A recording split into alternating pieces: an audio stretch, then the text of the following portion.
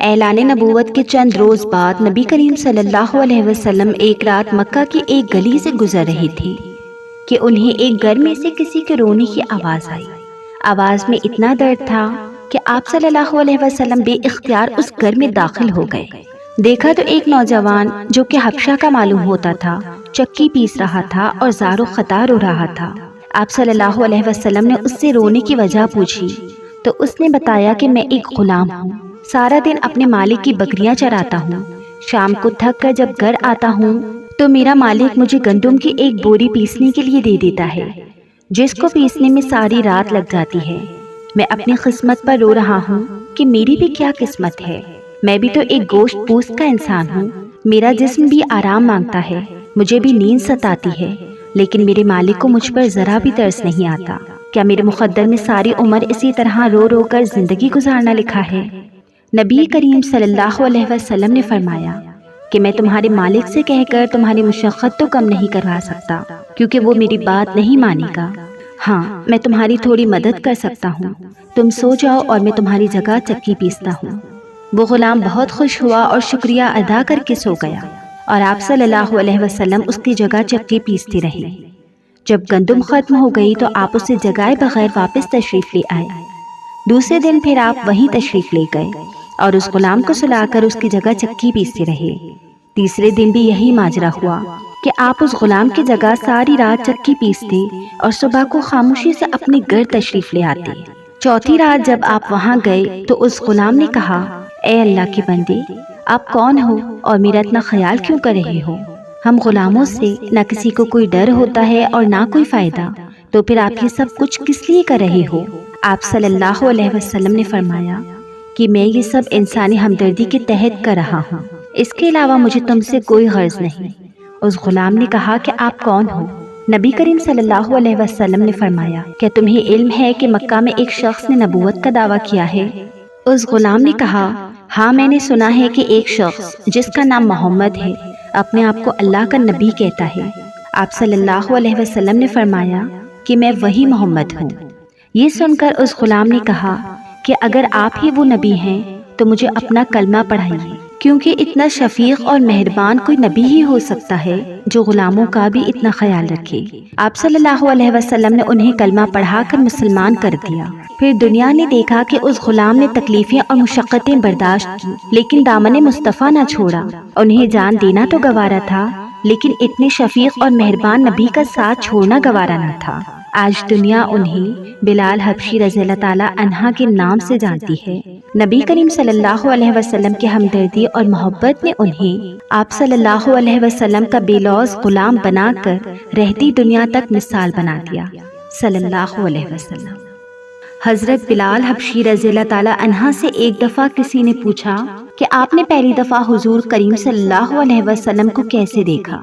حضرت بلال رضی اللہ تعالی عنہ فرماتے ہیں کہ میں مکے کے لوگوں کو بہت ہی کم جانتا تھا، کیونکہ غلام تھا اور عرب میں غلاموں سے انسانیت سے سلوک عام تھا، ان کی استطاعت سے بڑھ کے ان سے کام لیا جاتا تھا، تو مجھے کبھی اتنا وقت ہی نہیں ملتا تھا کہ باہر نکل کے لوگوں سے ملوں، لہٰذا مجھے حضور پاک یا اسلام یا اس طرح کی کسی چیز کا قطعی علم نہ تھا۔ ایک دفعہ کیا ہوا کہ مجھے سخت بخار نے آ لیا، سخت جاڑی کا موسم تھا اور انتہائی ٹھنڈا، اور بخار نے مجھے کمزور کر کے رکھ دیا، لہٰذا میں نے لحاف اوڑھا اور لیٹ گیا۔ ادھر میرا مالک جو یہ دیکھنے آیا کہ میں جو پیس رہا ہوں یا نہیں، وہ مجھے لحاف اوڑھ کر لیٹا دیکھ کر آگ بگولا ہو گیا۔ اس نے لحاف اتارا اور سزا کے طور پہ میری قمیض بھی اتروا دی اور مجھے کھلے صحن میں دروازے کے پاس بٹھا دیا کہ یہاں بیٹھ کے جو پیس۔ اب سخت سردی، اوپر سے بخار اور اتنی مشقت والا کام، میں روتا جاتا تھا اور جو پیستا جاتا تھا۔ کچھ ہی دیر میں دروازے پہ دستک ہوئی، میں نے اندر آنے کی اجازت دی تو ایک نہایت متین اور پر نور چہرے والا شخص اندر داخل ہوا اور پوچھا کہ جوان کیوں روتے ہو؟ جواب میں نے کہا کہ جاؤ اپنا کام کرو، تمہیں اس سے کیا کہ میں جس وجہ سے بھی روں، یہاں پوچھنے والے تو بہت ہیں لیکن مداوا کوئی نہیں کرتا۔ حضور صلی اللہ علیہ وسلم یہ جملے سن کے چل پڑے۔ جب چل پڑے تو بلال رضی اللہ تعالی عنہ نے کہا کہ بس میں نہ کہتا تھا کہ پوچھتے تو سب ہیں، مداوا کوئی نہیں کرتا۔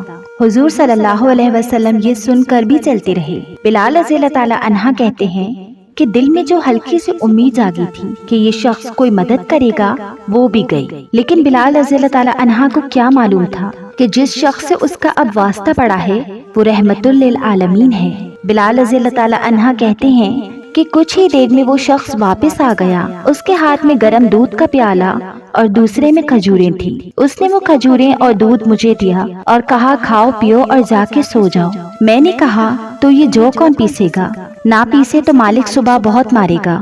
اس نے کہا تم سو جاؤ، یہ پیسے ہوئے مجھ سے لے لینا۔ بلال رضی اللہ تعالی عنہ سو گئے اور حضور صلی اللہ علیہ وسلم نے ساری رات ایک اجنبی حبشی غلام کے لیے چکی پیسی۔ صبح بلال رضی اللہ تعالی عنہ کو پسے ہوئے جو ملے۔ دوسری رات پھر ایسا ہی ہوا، دودھ اور دوا بلال رضی اللہ تعالی عنہ کو دی اور ساری رات چکی پیسی۔ ایسا 3 دن مسلسل کرتے رہے جب تک کہ بلال رضی اللہ تعالی عنہ ٹھیک نہ ہو گئے۔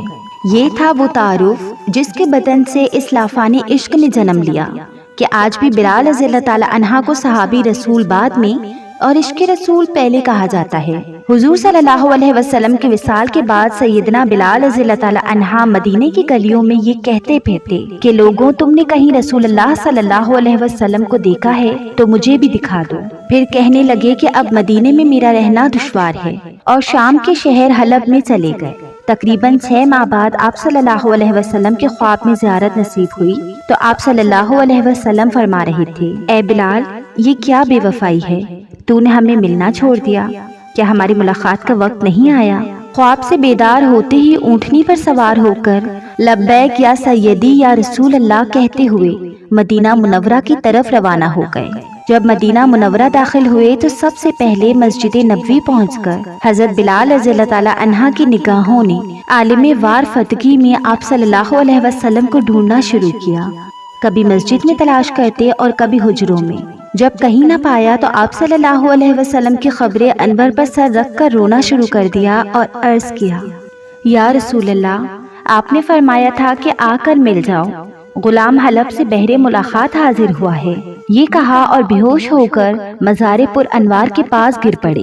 کافی دیر بعد ہوش آیا، اتنے میں سارے مدینے میں یہ خبر پھیل گئی کہ مؤذن رسول حضرت بلال رضی اللہ تعالی عنہ آ گئے ہیں۔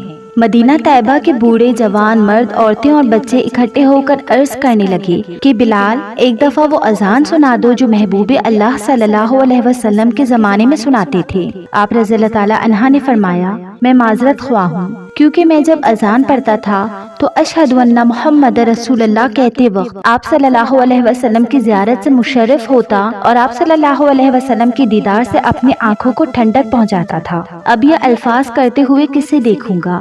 بعض صحابہ کرام رضی اللہ تعالی عنہ نے مشورہ دیا کہ حسنین کریمین رضی اللہ تعالی عنہ سے سفارش کروائی جائے، جب وہ حضرت بلال رضی اللہ تعالی عنہ کو اذان کے لیے کہیں گے تو وہ انکار نہ کر سکیں گے۔ چنانچہ امام حسین رضی اللہ تعالی عنہ نے حضرت بلال رضی اللہ تعالی عنہ کا ہاتھ پکڑ کر فرمایا اے بلال ہم آج آپ سے ہی وہی اذان سننا چاہتے ہیں جو آپ ہمارے نانا جان اللہ کے رسول صلی اللہ علیہ وسلم کو اس مسجد میں سناتے تھے۔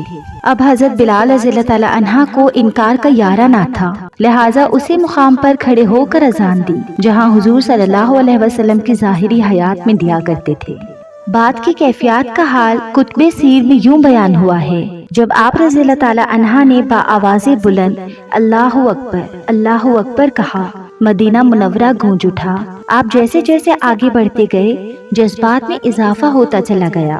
جب اشہد ان لا الہ الا اللہ کی کلمات ادا کیے گونج میں مزید اضافہ ہو گیا۔ جب اشہد ان محمد رسول اللہ کی کلمات پر پہنچے تو تمام لوگ حتیٰ کہ پردہ نشین خواتین بھی گھروں سے باہر نکل آئیں۔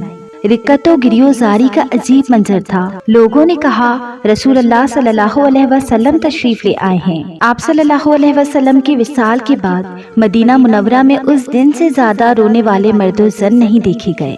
علامہ اقبال رحمۃ اللہ علیہ اذان بلال رضی اللہ تعالی عنہ کو ترانۂ عشق قرار دیتے ہوئے فرماتے ہیں اذان ازل سے تیرے عشق کا ترانہ بنی، نماز اس کے نظارے کا ایک بہانہ بنی، ادائے دید سراپا نیاز تھی تیری، کسی کو دیکھتے رہنا نماز تھی تیری۔